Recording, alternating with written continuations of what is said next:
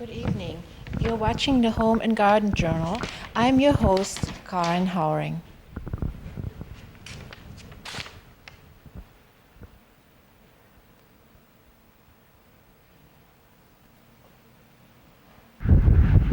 I'd like to take you on a field trip today. We're going north, a couple of miles northwest of Fairfield to the Atwood Pumpkin Farm. And in a minute, I will introduce to you Dorian Atwood, who is. I'd like to introduce Dorian Atwood to you. She is the creative person behind the pumpkin business, and we're going to talk a little bit about her business, and about pumpkins. And this year, she's doing also something new. She's offering mums, and we'll give you some examples of the plants that she's growing, and I think she's also going to show us and kind of share with us how to grow mums. As you can see, a lot of pumpkins here, a nice price range, all kinds of sizes, Indian corn and gourds, and we'll talk about that in detail with Dorian.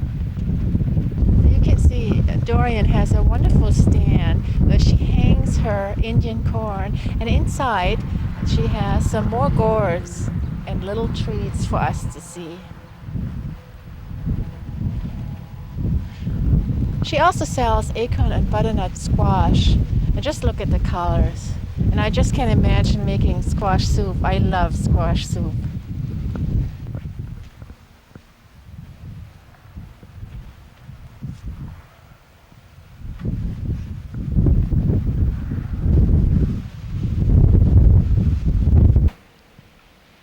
I'd like to introduce you to Dorian Atwood. Thank you, Dorian, for joining us tonight, or I should say this afternoon. We'll air that tonight. Thank you for letting us come to your beautiful farm. Well, thanks for coming out. And I consider you one of the pumpkin experts in this area. And maybe you could explain to our viewers how to get to your farm from Fairfield. I think perhaps the easiest way is to go out on 34 West towards the Tumwa, and then you take the Packwood Road turnoff, which is about 4 miles west of Fairfield, and then it is about 5 miles north towards Packwood. But we're the first place on the right-hand side of the road, so it's a relatively easy place to find. Great, thank you. So it's easy to get here, and as you have seen, a lot of things you offer for all. Have you always grown pumpkins? We started this in 1984 after the drought, and my son at that time was 4 years old, and I really didn't want to leave home, work away from home, and so I decided that we would start in a diversified farming, and pumpkins were a real small part of that at that time. We had raised zucchini. We had an acre of zucchini. We raised broccoli, an acre of broccoli, and sweet corn. We did quite a bit more back then than we do now. We sort of found out what we could handle ourselves without having to hire help. And pumpkins are an easy crop to have because it's not an everyday work. You don't have to pick them every day like you do zucchini. I hire help. My son now is 15, and I hire him and his friends to help on Wednesday nights and Saturdays, and so they can pick the pumpkins for me, and then I take care of washing them and delivering them to town. But a lot of the manual work is done by the kids, which really helps out a lot. I think that's wonderful, and it's then a family adventure almost. And your son Jeremy helps, and does your husband help too, or is it your business? It's pretty much my business. I work with our wholesale business part. I deal with produce managers. Norman does help a lot. He plants it and he helps keep the weeds out.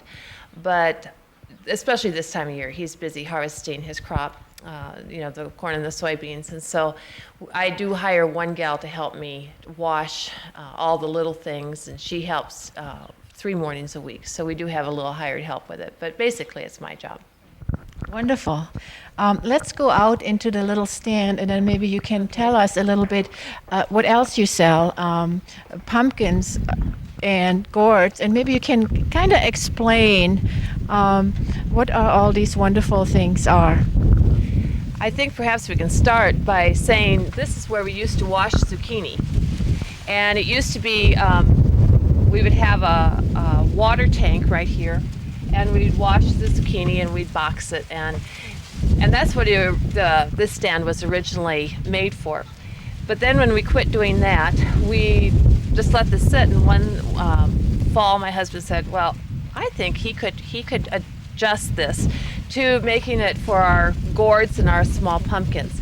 And so we put some sides on it, and that's how we came to have this building, which has really been nice, a way to display the gourds and the small pumpkins. We raise several different kinds of gourds, the smooth kind, and these just come, you buy the seeds and it's just a mixture. So you sort of, what you get is what you get. And then also you have the warted type of gourd, and they grow different sizes. You have big and you have small, as well as the smooth. You have the large and the small too. So it's just a big variety, and we try to always keep a variety of gourds in here for the people to choose from. Then we have the small bales of straw. This is something that, again, we have a medium size, I guess you would call it, and then we also have the real small bales of straw, and these are all for decorative purposes. Wonderful decorations for the house, or maybe even for your front porch. Yeah, that's a good idea. I have a question. I always have baskets on the front porch and also in my home, but some years I have problems with them. They rot very easy. What do I do wrong, and what can I do to prevent that? I really don't know. I guess we do wash our gourds. We wash them to get the dirt off. I think people want to make sure they're clean because dirt does carry bacteria. And then we also dip them in a real mild solution of chlorine bleach to help kill the bacteria that is on them. We feel this does help preserve the gourds and the pumpkins. It just seems to, I think it's the bacteria that actually starts the spoiling part of it. I know, I have the same problem. You know, some seem to last forever, and others will just spoil so quick. And I'm not really sure. I guess I wish I knew the answer to that. Okay. Well, thank you. And another part of your business is, and this is, I understand, new this year, you're growing mums. And could you tell us a little bit about that? Well, this project was started, my husband is on a Farm Bureau Agriculture, Horticulture Committee, and a gal on the committee raises mums. And so I decided that would be a good addition to the fall crop. And it was done, I just really didn't have a clue of what I was doing. But I ordered 600 of them, which I then learned I probably shouldn't have ordered 600, but I ordered 600, and they come to you, Federal Express, and what you receive is a small 2.5-inch cutting. It has been rooted, and this was probably the first week in June. And this year, of course, it was very rainy, very wet, and my original intention was to put them in the field, to raise them in the field, but because it was so wet, we bought pots and potted them, and we just took dirt, a mixture of dirt, and potted these mums at that time. And then a few weeks later, you start cutting them back so they will bush out, and it's mainly watering and fertilizing is the key points in raising a chrysanthemum. We had 12 different colors that were, now we just have yellow basically, but we did have 12 different colors to start with, and we wholesale and retail them both. And I think Iowa is an excellent place to grow mums. They're fairly hardy, so they can withstand the summer, and then our falls are fairly cool, so I think we can enjoy them for a long time. And these are hardy mums that are perennials that will back up again next summer. And if people have them, any garden mums that come up in the summer, again, you can pinch them back until the 4th of July. And one thing that a mum likes is a lot of fertilizer to use, a liquid fertilizer or a dry fertilizer on them. And I think they will give you a lot of pleasure for a lot of years. And the colors are just wonderful, wonderful. Oh, that's what we need, I think, a little bit color. In the fall, it's nice to have that color when other things are done blooming. It's nice to have the mums to enjoy. Well, Dorian, tell me. I mean, I know what these are. These are pumpkin, but what are these things? These are blue Hubbards. They range in size from 15 pounds to 35, 40 pounds. They're kind interesting looking. They're basically, they are squash, but I think a lot of people use them for decoration. So you actually could make soup out of it, I'm you sure think? You could. I haven't ever done it, but I'm sure you could. Well, Dorian, I think before we talk a little bit more in depth about pumpkins, I think we should go to the pumpkin patch. I'm sure Charlie Brown is out there still looking for the perfect pumpkin. So let's go and see where the pumpkins grow.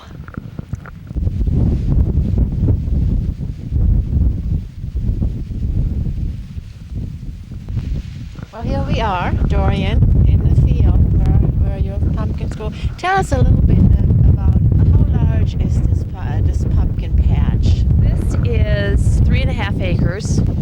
We raised from 3 to 4 acres of pumpkins. We've picked a lot of pumpkins out of here already.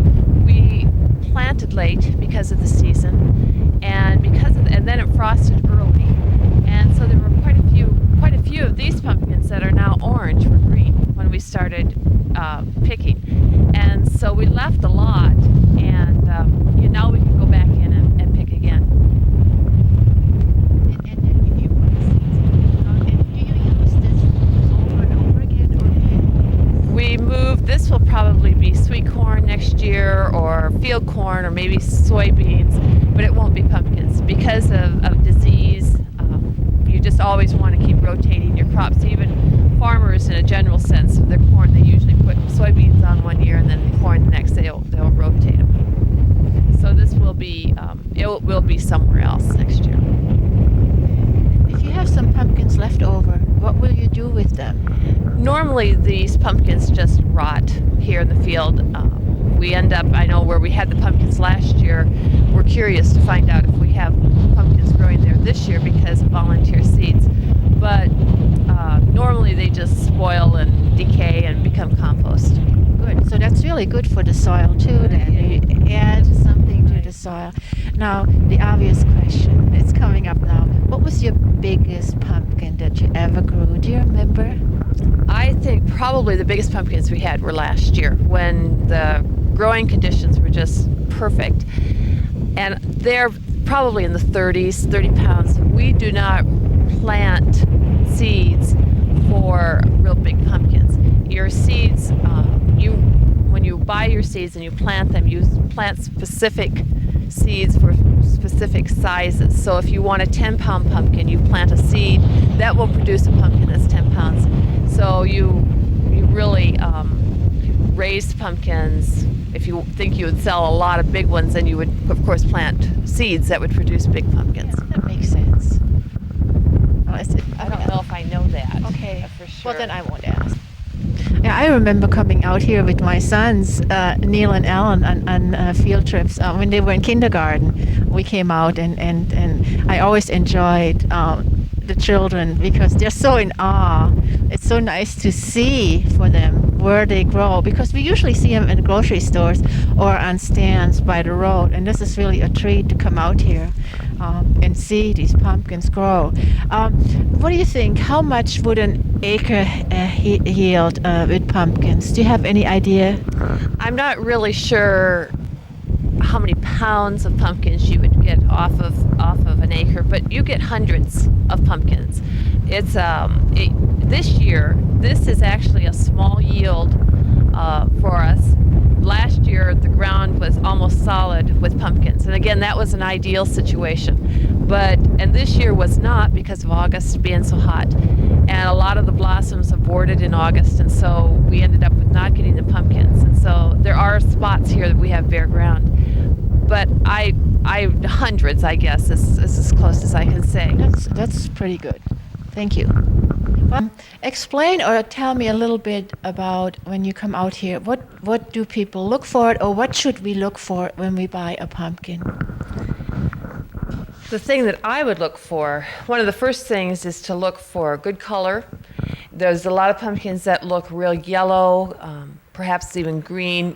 Green wouldn't bother me. The yellow does. I would look for a nice orange pumpkin. I'd look for a good handle, a good sturdy handle. I like the ribs myself on the pumpkins, although that is a genetic type of thing that depends upon the seed, so it really doesn't make any difference as far as how long it would keep. But I do think a nice orange pumpkin will keep longer than a real light yellow one.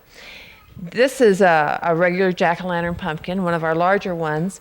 And then these are pie pumpkins, and they have the meat, the inside of the pumpkin is very orange. And it's what people would use if you were going to make a pumpkin pie. And again, it would be the same type of thing, the handles, the color. And I guess I would kind of look at the shape of the pumpkin. Although I delivered 600 pumpkins to someone in Iowa City one day, and I had one pumpkin that I felt was not perfect or not good, and I questioned, and yet that was the one they loved because they thought it looked like a skeleton and they thought it would be great. So you just never know. Everyone has a different opinion. Yes. Mm-hmm. Good. And then, of course, we talked about gourds. You're selling different gourds, and these are a couple of the larger ones. This is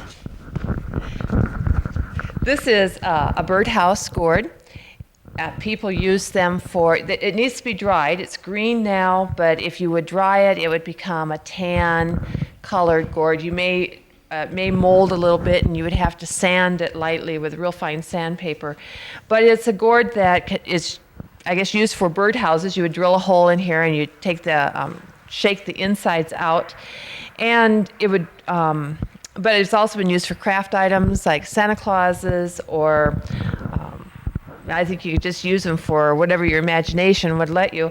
And then also someone bought these, and they would cut the top off, and they line it with paraffin, and they use it for a vase or even to drink out of, which would be real unusual, wouldn't it? Yeah, I have seen those gourds. I don't know if it was the same kind, but they're used in Africa a lot as tools and also as drinking vessels. Mm-hmm.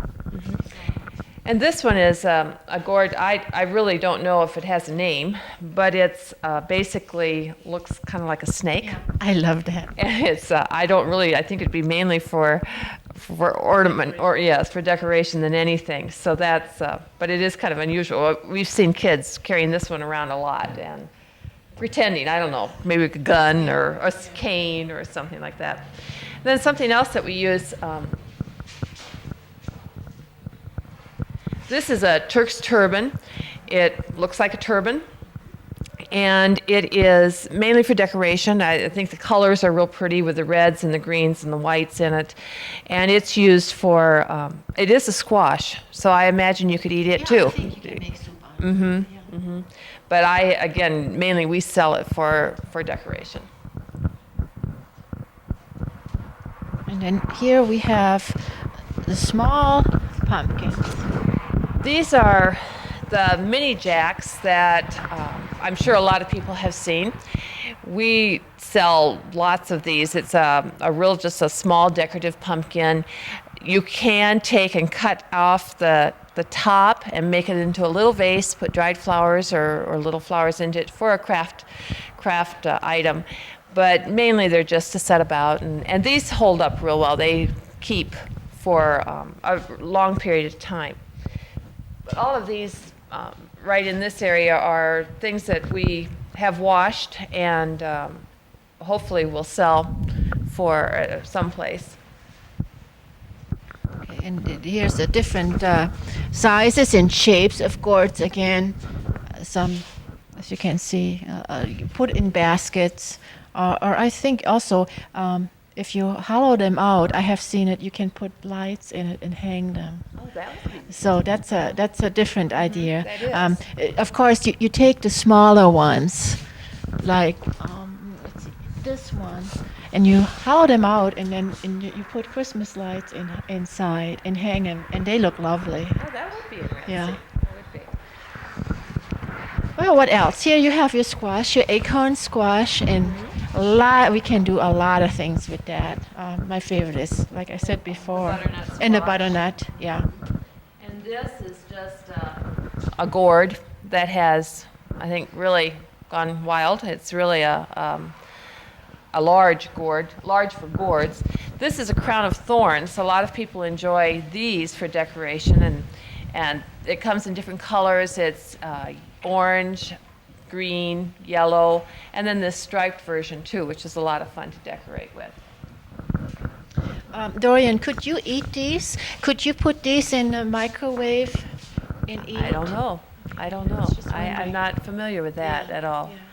yeah. So I really actually it's a gourd, I Oh, think. this is a gourd. I Oh, I'm think sorry.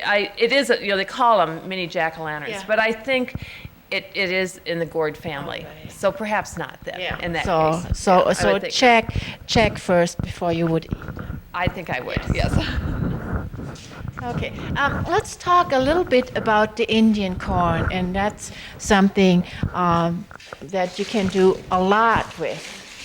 Different colors, different sizes. The Indian corn comes in a variety of colors. There's just a few that are inside here. We take these and pick them while they're still quite damp. They're not completely dry. So you can pull back the husks, and then we let them dry. And we just let them dry here in our garage. And it comes in different colors. The husks, I think the purple husks are always kind of a fun thing to have too. And also, well, here's a brown, that's quite pretty. And then something that we think is real interesting is the small Ladyfingers Indian corn, which is just a miniature size of the large, again with the purple husk, and they just grow just a little teeny tiny kernels. And now this is a relatively large one, and let's see, let's get a nice one. And then we have the shorter, the smaller ones also. And they're a lot of fun, again, like in baskets or to decorate with the gourds, to put them in baskets and to use that as part of your fall decoration. And this is something you can keep from year to year. You don't need to throw it away when you're done, because unless something eats it, it really doesn't spoil at all. So a lot of people will just pack this away and then bring it out for another year. So you would hang them somewhere, or would you put them in a container? I think by the time you were done with them, you could put them in a container. I think they're dry enough that they would not spoil. In fact, this is actually popcorn. You could pop it if it was dry enough. So you could actually put this in a paper bag and put it in your microwave oven, and I think the kids would really have fun with that. It'd be worth a try. And Great idea. Yeah, and I've even seen this being sold for cockatiels or for birds as a treat, and I think it could be used for that as well. So if you have a bird that's living with your family, you might try that and see how the bird would like it.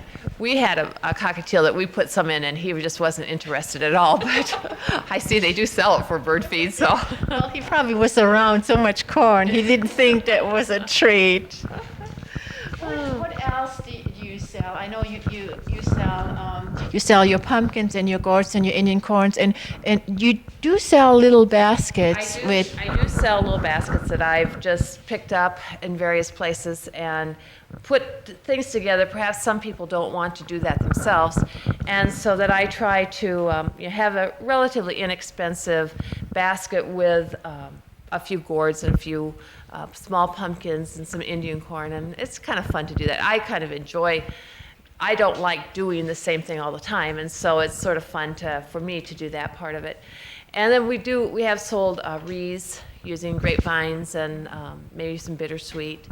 And also we just we also decorate some corn for selling as well. So do you have bittersweet then on your farm, on your grounds? I know it's very hard to find. It's kind of like mushrooms. You don't always tell everybody, you don't tell anybody where it's at. We have one small patch that grows and has for many years, and I hoard it and have it for decorating in the fall. It's one of my favorites, bittersweet, and I have it all over my house and in wreaths, but I haven't seen it grow yet. You have to look. You have to look real close. There is, in the ditches, every once in a while you can see it growing, but I think because the county sprays the ditches to try and keep the growth down, that dies as well. So you have to have it in a place where it doesn't get any of the chemicals. Well, Dorian, I thank you very much for joining us today. I learned a lot about pumpkins in Gourds. It was very generous of you to let us come to your farm. Thank you. Well, thank you for coming out, and I hope you'll come again. We will. Thank you. That concludes the show. I hope you enjoyed it. I hope you learned something about pumpkins. And that would be for today. Good night, Fairfield.